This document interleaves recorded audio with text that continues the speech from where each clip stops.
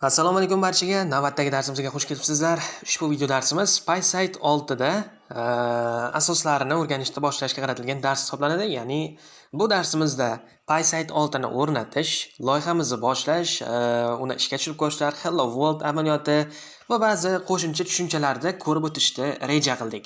Demak, boshladik. Xo'p, dastlab PySite 6 bilan ishlashimiz uchun albatta tavsiya etilgan usul virtual muhit yordamida ishlash. Virtual muhitimizni yaratib olishimiz kerak.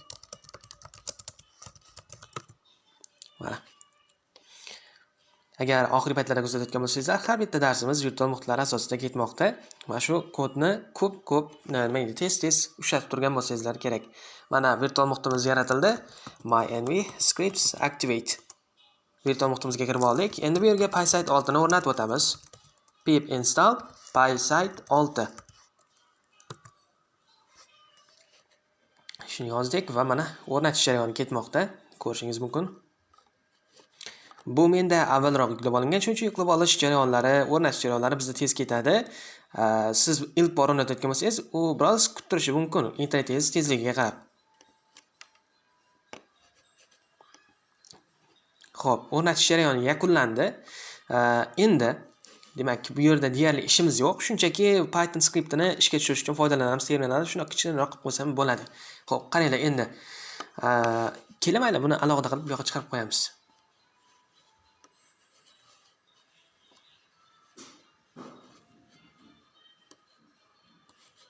Xo'p, to'liq qilish uchun nima qilardi? Xo'p, mayli. Qaranglar, endi ishni boshlashimiz uchun bizda ikkita modul bo'ladi. Birinchisi app degan modulimiz bo'ladi. Bu bizda dasturimizni asosiy ishga tushiruvchi fayli bo'ladi. Keyin main degan modulim bo'ladi. Main modulimda men dasturni grafikasini, GUI'mizni o'sha yerda ko'taramiz. Ya'ni bilganlaringizdek, o'tgan darslarimizda ta'kidlab o'tganimizdek, biz PySite 6 da mana shunaqa chiroyli interfeysli dasturlar yozishni o'rganamiz va bizda bitta modulimiz ishga tushiruvchi bo'ladi, ikkinchisida esa o'sha grafik interfeysimizni ko'taramiz. Demak, boshlashiga shunday bo'ladi, keyinchalik uni yanada chuqurlashtirib, maydalashtirib ketaveramiz. Dasturimiz qancha kattalashishiga qarab, hozircha ikkita modulda ishlaymiz. Demak, app.py bo'ladi va main.py bo'ladi. Xo'p, mana buni bu yoqqa qo'shib qo'yamiz ichiga. Bo'ldi. Endi shunday qilib ishlasak bo'ladi. Mana bunday qilib o'tib ishlasa bo'ladi. Yaxshi. Xo'p, endi nima qilamiz? Qaranglar. Kirib oldimi bu? Kirib olibdi. Yaxshi. Demak, app qismiga o'tamiz-da va bu yoqda appimizni qanday qilib nima deydi, sozlab olishni ko'ramiz. Qaranglar. Appni tayyorlash uchun, o'sha dasturimizni chiqarib olishimiz uchun, demak, bizda quyidagicha bo'lishi kerak. Dastlab chaqiramiz from e'tiboring yozilishiga py deb mana shu katta bilan yozinglar. PySite 6 mana shuni yozasizlar va buni nimasi bor? Ichida Qt widgets degan pakeji bor, kichkinaroq ichki pakeji bor. Qt widgets ga o'tasizlar. Modul bo'lsa kerak bu, bilmadim. Menimcha modul pakeji ichidagi modul ekan. Xo'p, Qt widgets dan biz chaqiramiz Q application degani bor. Q application. Mana Q application degani bor. Shuni chaqiramiz. Q application chaqirib, mana bu yerda app degan o'zgartirishni tenglashtirib obyekt olamiz bundan. Q application mana obyekt olindi. E'tibor bering, buni kiritiladigan parametri bor, arguments degan. Arguments parametri qayerda ishlatiladi? Mana bu yerda misol uchun chaqiryapmiz, qaranglar. Python deb turib, misol uchun appy dedikmi? Appy deb yozdik. Keyin mana bu yerda misol uchun minus dark zem mana shunaqaroq argumentlarda, mana shunaqa qiymatlarni olish uchun ishlatiladi u joyi. Hozircha bu haqida gaplashmay tura qolamiz. Buni shunchaki sizlar boshlash paytida bo'sh disk qilib qoldirib ketsanglar bo'ladi. Keyinchalik buni ishlatishni o'rganamiz. Hozircha shunday qoladi va endi bu appni ishga tushirish uchun app.exec degan buyrug'i bor. Mana app.exec. Shuni yozib qo'yasizlar va bo'ldi, appingiz ishlaydi. Xo'p, endi qaranglar. Biz bu oraliqni tayyorlaymiz. Mana shu oraliqda u yoqdagi widgetlarimiz, ekranda chiqadigan narsalarni mana shu yerga olib qo'yishimiz kerak bo'ladi. Buni esa boshqa joyda yozamiz. Bu app ishga tushiradigan modulimiz shundan iborat bo'ladi. Keyin bu yoqqa o'sha widgetlarni olib kiramiz. Widgetlarni main da yozamiz. Widget nima? Widget bu o'sha ekranda chiqadigan narsalar, tugmalar, matnlar, rasmlar, o'shalarga widget deb qaraymiz. Xo'p, endi main modulimga o'tib oldimda, nima qilamiz bu yerda? Endi PySite 6 dan chaqiramiz, yana o'sha Qt widgetdan Qt widget degan moduldan widgets modulidan chaqiramiz. Xo'p, bizga nima kerak bo'ladi? Demak, umuman olganda bizda ikkita tanlov bo'ladi. Dasturni boshlash paytida ikkita tanlovingiz bo'ladi. Birinchisi Qt main window. Bu nima qiladi?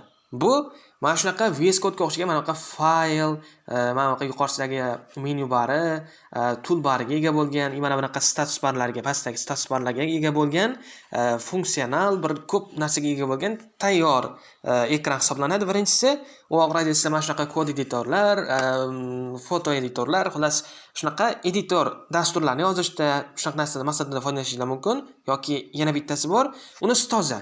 Unisi bo'sh bo'ladi, o'zlaringiz to'ldirasizlar. U tozasi Qt widget deyiladi. Qt widget degani bor.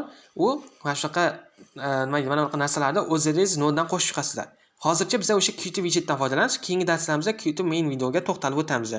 Demak, Qt widgetni chaqiramiz. Qt widget. To'xtang, Q widget deydi, uzr. Qt debman, Q widget deyiladi. Mana Q widget va Q label degani bor. Q label. Bu nima? Q widget demak mana bunaqa ekranda asosiy ekan, asosi. Q label esa bizda yoki Q widget degani faqat mana bu ekranda asosi bo'lmasdan boshqa narsalarni ham asos qilib ketaveradi. Qisqasi u konteyner, ichi bo'sh quticha hisoblanadi. Q label esa matnlarni chiqaradigan maydon hisoblanadi. Label. Q label bu matnlar chiqarishda foydalanishimiz mumkin. Shunga o'xshash ishlarda foydalaniladi. Biz hozir mana shu ikkisidan foydalanib ekranga Hello World dasturini chiqarmoqchimiz. Xo'p, bizga keyin yana bitta narsa kerak bo'ladi. Ekranda chiqadigan ma'lumotlarni qanday qoidaga asosan chiqishini ta'minlaydigan nima deydi? Sinfimiz bor. Bu Q VBox layout misol uchun. Q VBox layout bor, Q Hashbox layout bor va Q grid layout bor. Layoutlar o'zi nima uchun kerak? Layoutlar bu qoida. Ya'ni anaqa Q label, Q push button deganlar bo'ladi. Tugmalar, matnlarni qaysi ketma-ketlikka asosan tushishi, ekranga chiqishi. Misol uchun gorizontaliga chiqadimi, vertikaliga chiqadimi yoki xuddi Excel'dagi kabi kattaga ustun bo'lib turib, katakchalarga asoslangan ketma-ketlikdan foydalanib chiqadimi? O'shalarni biz layoutlar yordamida belgilaymiz ekan. Q VBox layout degani bu Q vertical box layout degan ma'noda, ya'ni vertikal o'q bo'yicha ketma-ket, ya'ni yuqoridan pastga elementlarni joylashtirish imkoniyatini beradi. Biz mana shu narsadan foydalanamiz. Xo'p, menimcha nazariy tushuncha berib o'tdim. Endi bularni qo'llab ko'rsak amaliyotimizda. Xo'sh, bu yerda endi nima qilib ishlaymiz? Bu yoqqa biz buni olib o'tishimiz kerak dedik. Biz bu yerda class qilib tayyorlaymiz. Bu widget, Q widgetdan meros olib, biz o'zimizni widgetimizni tayyorlaymiz. Ya'ni ekranga chiqadigan narsamizni tayyorlaymiz. Bu quyidagicha bo'ladi. Class, misol uchun hello degan klassimiz bor. Bu Q widgetdan meros olsin deymiz. Q widgetdan meros oladi va qaranglar. Xo'sh, init qilgan paytida biz o'sha widgetni tayyorlab berishimiz kerak. Init qilgan paytda widget tayyorlashimiz kerak bo'ladi. Xo'p, init metodini, render metodini yozamiz. Self o'sha qoidalar asosida yozildi. Va bu ham esdan chiqmasin, super klassimizni, meros olayotgan klassimizni init funksiyasini ham ishlatib o'tishimiz kerak bo'ladi. Widgetimiz ishlashi uchun.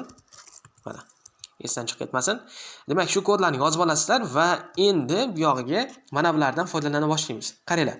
Bizda self deganimiz bu, mana bu hello degan mana shu bizga aytayotgan widgetga nisbatan olib qariladi. Self deganimiz va bundan biz set window title degani bor. Window title misol uchun. Set window title orqali mana bunaqa misol uchun mana buni window title kichaytiradigan bo'lsam, ko'rinmas ekan. Bunda chiqmayapti. Misol uchun boshqa bir dastur ishlasak, yuqorida misol uchun Telegram yoki Zoom o'shalarda chiqib turadi, to'g'rimi? Nomi chiqib turadi. O'shanaqa narsa uchun ishlatish mumkin buni. Set window title, ya'ni nomini yozib qo'yishga. Misol uchun bu hello degan dastur bo'lmoqda, to'g'rimi? Hello deb qo'ydim mana. Xo'p. Endi misol uchun biz bunga mana bu Q label orqali matn chiqarmoqchimiz. Buni qanday qilamiz? Demak, dastlab labelni tayyorlaymiz. Label teng deymizda Q label salom dunyo misol uchun mana yozdik. Endi buni biz ma'lum qoidalarga asoslanib bu yoqqa chiqarishimiz kerak. Demak, bizga layout kerak. Layout degan o'zgarcha olamiz va layoutimizni tayyorlaymiz. Q VBox layoutni chaqiramiz. Men obyekt olamiz undan ham. Xo'p, olindi. Endi bu layout ichiga labelni qo'shamiz. Layout ichiga add widget buyrug'i orqali ana bu labelimizni olib kiramiz. Label olib kiriladi va keyin Mana bu layoutimizga widget qo'shildi, to'g'rimi? Mana bu label deganimiz qo'shildi. Endi biz bu layoutni mana bu Q widgetimizga hello degan o'sha ekranimizga chiqarishimiz kerak, ekranimizga berib yuborishimiz kerak bo'ladi. Buning uchun self, ya'ni mana shu widgetimizni set layout degan buyrug'dan foydalanamiz. Layoutni sozlash, ya'ni mana shu widgetimizning qoidasi, ichidagi elementlarni joylashish ketma-ketligini belgilaydigan qoidasini qo'shamiz. Bu qoida bilan birgalikda mana shu ichida chiqadigan ma'lumotlar ham olib kirinadi. Ko'rganingizdek, labellar layoutga saqlanadi, layoutlar esa orta widgetlarga qo'shiladi. Xo'p, set layoutga layout degan o'zgartirishimizni beraveramiz. Bo'ldi. Shu bilan ishimiz bitdi. Bu shunaqa narsalar qilinadi va endi biz nima qilamiz? Bu sinfimizni narigi tomonda chaqirishimiz kerak. Bu yoqqa olib o'tamiz. From demak, nima edi nomi? Main degan modulimizdan import qilamiz. Hello ni import qildik. Endi qarang, misol uchun window bu, to'g'rimi? Ekran. Window deb qo'ydim. Hello deb o'zgartirish bundan meros nima edi? Obyekt oladi. Mana obyekt olindi hello dan. Endi windowimizga shunchaki show degan buyrug'i bor. Show metodi. O'shani yozamiz. Bo'ldi. Shu bilan bu ekranda chiqadi. Demak, ketma-ketligimiz shunaqa bo'ladi. Ko'rganlaringizdek, tushunarsiz bo'lib qolgan bo'lsa, videoni boshqatdan ko'ringlar va qayta-qayta yozib ko'ringlar. To'g'risi, qiynalishi mumkin odam bunday yozishda, lekin ko'nikib ketasizlar, xavotir olmanglar. Men ko'nikdim, eslab qoldim. Mana sizlar ham eplaysizlar. Xo'p, terminalimizni ochamizda va aytgancha terminalimiz bor edi mana bu yerda. Mana terminal. Xo'p, yozamiz Python appy. Shunday yozib ishga tushiramiz. Mana hello yoki salom dunyo degan dasturimiz ishladi. Buni kattalashtirsak bo'ladi. Mana yuqorisida hello deb yozib qo'yibdi. Mana bu oddiy dastur bo'ldi. Ko'rganingizdek, mana oddiygina dastur. Endi bu dasturimizni nima qilishimiz kerak? Sal chiroyliroq holatga keltirishimiz kerak. Qisqasi unga CSS shunaqa narsalar, misol uchun matnni kattalashtirish kerak ekan, markazga olib kelish kerak, shunaqa ishlarni qilib ko'ramiz hozir, qaranglar. Xo'sh, tak, birinchi Q labelimizni chiroyliroq qilmoqchimiz. Misol uchun unga rang berish kerak. Matnni kattalashtirish kerak. Shunaqa ish qilmoqchi bo'lsak, bizda CSS. Umuman PySite oldida biz aytib o'tdik, CSS dan foydalansak bo'ladi dedik. Bunga xohlasanglar CSS fayl to'lasanglar bo'ladi yoki mana shuni o'zida CSS yozib ketish mumkin. Biz hozircha mana shuni o'zida CSS yozish usulini ko'ramiz. Demak, labelga nisbatan .set style sheet degan buyruq mavjud, metodimiz mavjud. Mana chaqiramizda va o'sha docstring orqali yozishda tavsiya qilaman. Qulayroq ishlash shunda. Mana shunaqa oraliqda kirib olib turib, style sheet yozamiz. CSS. Misol uchun orqa foni. Background colors. Labelda orqa foni. Bu e'tiboringlar oddiy matn emas. Oddiy matn yo'q, qaraysizlarmi bilmadim. Ko'ramiz. Matnli maydon deyiladi. Background colorda misol uchun green deylik, misol uchun mana ko'k rang. Background color. E'tiboring, oddiy CSS yozyapman men. Oddiy CSS sintaksisida qo'lda yozib chiqyapman. Background color green bo'ldi. Color matnning rangi white bo'lsin. Matnimizning o'lchami, font size. Bu narsalarni bilish uchun sizdan CSS bilimlarini so'rab qolardim. CSS bo'yicha ham tushunchangiz bo'lsa yaxshi bo'lardi. Meni aytayotgan so'zlarimdan ham ma'lum bo'lishi mumkin. Background color bu orqa fon, color degani bu matnning rangi, font size degani matnning o'lchami. Misol uchun 30 piksel. Mana sintaksis asosida yozib chiqdik. Endi terminalimizga o'tamiz va qaytadan ishga tushib ko'ramiz. Mana salom dunyo. Sal yaxshiroq ko'rinishda chiqdi, mana ko'rishingiz mumkin. Shunday qilib ilk dasturimizni yozdik o'rtoqlar. Mana buguncha sizlarga o'rgatmoqchi bo'lganlarim shulardan iborat edi. Keyingi darslarimizda bundan-da ko'proq narsalar ko'ramiz. Masalan, mana bu ekranda ma'lum o'lchamga keltirib, mana bunaqa cho'zib turib, keyin matnni markazroqqa olib kelib, boshqalar qilib, xullas asta-sekin ko'raveramiz bu yog'iga. Bundan-da yaxshiroq narsalarni ko'rib chiqamiz. Boshlanishiga mana shu salom dunyo darsimiz mana shulardan iborat edi. Keyingi darslarda ko'rishguncha